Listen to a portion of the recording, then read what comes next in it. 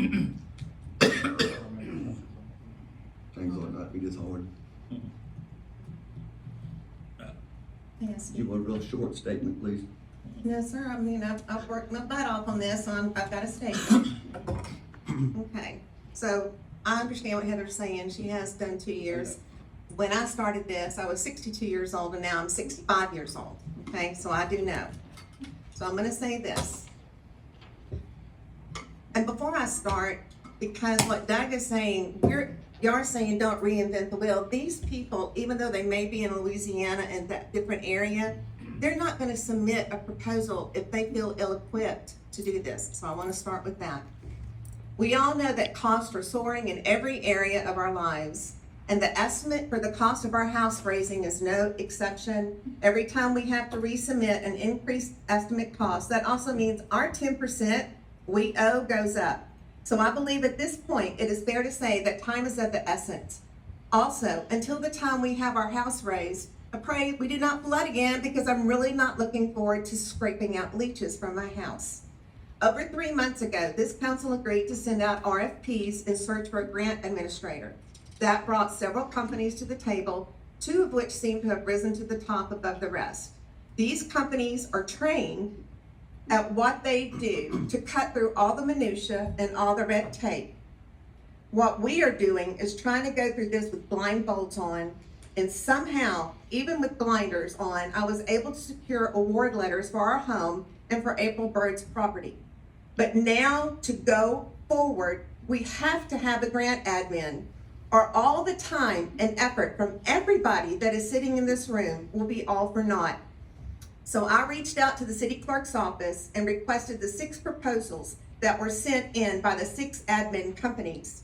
I reviewed all of those companies and did research on each and every one of them. Also, as a private citizen, I simply reached out to get information on their fee structures, because I know from the last meeting when we discussed this, there seemed to be a bit of confusion as to whether it's just a 5% fee structure or 5% plus potential hourly rates. This is the answer that I received to clarify this issue. Quote, "Hello, Tammy. The RFP only asks for hourly rates, which is what you show below. However, we feel that it is important to add the verbiage below regarding the 5% of the total project cost. A management company cannot hold a time and material contract with the jurisdiction to work on a FEMA-funded project, nor would or should a jurisdiction want them to hold a contract billed on an hourly basis. FEMA sets the 5% cap on management fees, and those fees should be milestone driven to ensure that the management company does not exceed the 5% cap. Otherwise, hourly fees could easily exceed the 5% cap that is eligible for reimbursement, and the city could be responsible for the additional fees. Or you could run the risk of a company overcharging, hitting the 5% cap halfway through and then walking away and not completing their full scope of work. If the work is milestone driven, all tasks will be completed within the 5% through closeout. So yes, those are our rates, but that really doesn't matter to Bay St. Louis. Those rates are internal rates to our company. Bay St. Louis will not receive an invoice for project management from us that exceeds the 5% cap. I hope this helps," end quote. And I would like to add that if there was any fee for simply applying for the grant and securing it, they assured me that that fee would not apply to these 2 award letters, because we've already done the work and the fee would simply be the 5%. They also said going forward, if there is an application fee, that they could help to word it where it could possibly be reimbursed. Along with that clarified information I received, I also posed this question. Quote, "Since the award letter in May of 2023, prices have gone up and FEMA asked for a revised estimate. And no surprise, it went up over $30,000. Can a grant admin go to FEMA and ask for an award adjustment because of increased cost of the project?" The answer from the company is this, quote, "Yes, it is possible to ask for additional funding, but there's no guarantee that FEMA will approve it. There is a set pot of money congressionally allocated to each FMA and FMASC cycle," meaning FMASC FY22 is for fiscal year 2022, representing the application year. If there is money remaining in that specific allocation that has not been used, it is possible, and I'm adding in, and I would like to drop a side note here, because I know that there is probably money left that year because Mississippi didn't use it. We were the only ones. To continue their response, quote, personally, I would recommend getting a project management company in place before attempting to make any revisions to the budget.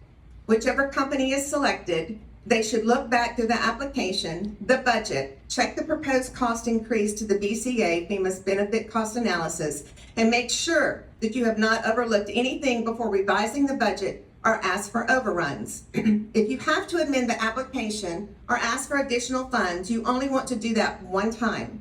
Every time you amend the application, it goes back to FEMA and time is delayed, end quote. So here's my concern as of right now. The last meeting, the city attorney asked for us to submit updated estimates for cost of our projects. And it is possible that things may have been missed or overlooked that actually a grant admin company would know to word and step in. Because they know exactly what to do and exactly how to word it. This is what they've been doing and this is how they make their money. While I appreciate all the loops that the city has made, I feel like we are working harder and not smarter. It is obvious to everyone at this point that we need a grant admin. I feel confident that our award letters will be utilized, but every time we spin our wheels and grope around in the dark without the appropriate trained counsel of a grant admin, all of this effort for the last 3 years is threatened. I feel that this project has been stonewalled for different reasons. Most of those have been out of the fear of the unknown, and we will stay groping in that fog until we bring on a grant admin company. While I still have this platform, I want you to hear about what else is possible for families in our area. As I spoke to the representative of this company, they informed me that FEMA had restructured the FMA grants. This person told me there's absolutely no difference in the FMA grants and the Swift Current Initiative grant, except for the FMA is non-disaster identified and the Swift is disaster identified. Meaning there is a pot of money every year that people meeting the criteria to apply for these grants to have their homes raised could partake in, whether there's a disaster storm or not. That being said, I asked them to send me the qualifications of what would have to be met for a property to apply for FMA, and this is what they forwarded to me. Quote, requirements for FMA properties include in a project sub-application for FMA must be insured by the National Flood Insurance Program prior to the opening of the application period, and it must be maintained in perpetuity. Severe repetitive loss structure covered under the NFIP policy are eligible for remember this is FMA, not SWIFT, for 100% federal cost share. Bullet point 1, 4 or more separate flood insurance claims with the amount of each claim, including building and content payments, exceeding $5,000 and with the cumulative amount of such payments exceeding $20,000, or, bullet point number 2, at least 2 separate flood insurance claim payments, building payments only, have been made where the cumulative amount of the claims exceed the value of the insured structure. For repetitive loss structure covered under NFIP are eligible for a 90% federal cost share. Bullet point 1, 2 flood insurance claims in which the cost of repair on average it equaled or exceeded 25% of the value of the structure at the time of the flood's event. And at the time of the second incidence of flood-related damage, the NFIP flood insurance policy contains increased cost of compliance coverage. Under certain circumstances, and this one blew me away, properties that do not meet SRL or RL status may be eligible for a cost share of 75%. The other requirement for the application that it must be cost effective. We have to provide a benefit cost analysis with a minimum of a 1-to-1 ratio encompassing all of the structures in the application using FEMA's BCA 6.0 module, which have to show that the past flood damages and projected future damages exceed the cost to elevate, reconstruct, or acquire the structure. That is the general requirements, end quote. So, to sum this up, while this has been trying on so many levels to so many people, especially the homeowners involved here, amazing things have come out of this. If we bring on a grant admin company, let them help us finalize these 2 grants that we've already been awarded, We can also utilize them to help our citizens apply for and receive FMA grants as well. Just imagine the families whose lives would be drastically changed in the positive. We're talking about families, they won't have to worry about health issues when they flood. They won't have to worry about the safety issues when they flood. Their property values go up exponentially, which means a ripple out effect in revenue to the city. Also, I checked with my flood insurance, and once our house is raised, our flood insurance goes from $3,200 a year to $1,400 a year. And for somebody like our household, that's a game changer. And that money can then turn around and be infused into small businesses like we have, or just retail infusion into the community instead of going to an insurance company. That is just one small example of the financial benefit that will come from us working with the grant admin company. Because if they are allowed to work on the front end, they will be successful on the back end. The person I spoke with said their main goal is to protect the city and to protect the homeowner. They also told me that hundreds of FMAs they have done and the additional swift currents, and out of all of those, they have only been declined one time. I think that's a pretty good success rate.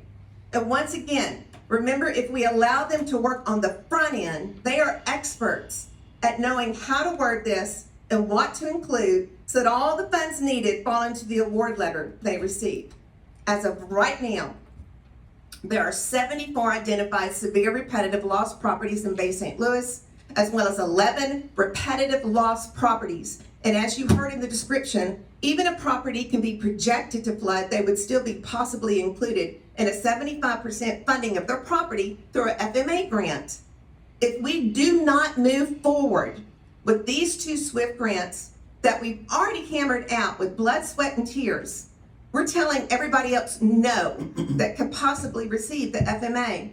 This is not just some funds to embellish these properties. These are things that are game changers for a potential 10% of our community. So not moving forward with these two known award letters by bringing in a grant admin company now and letting them do their job, we are telling no to all these other families. How can we, in good conscience, our noble character, do that?